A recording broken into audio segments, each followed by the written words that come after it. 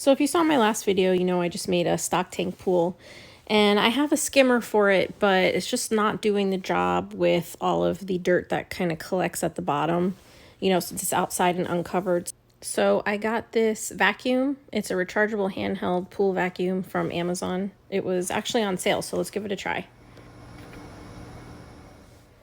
The vacuum could not be any more simple. It just has like a lever that goes from on to off, off to on.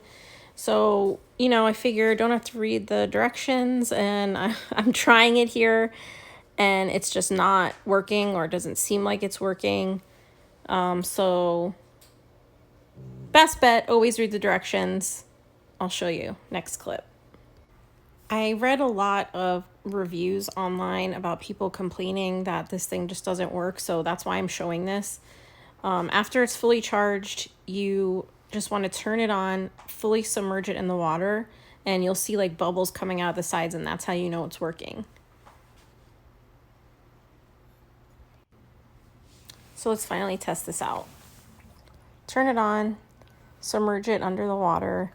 You can see like those bubbles shooting out from both sides. And then I'll just go over to some dirt and you can see it sucks it right up.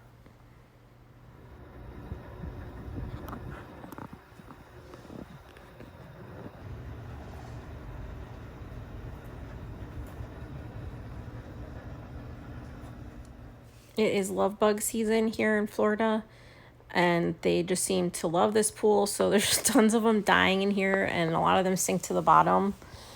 And this vacuum gets them really well.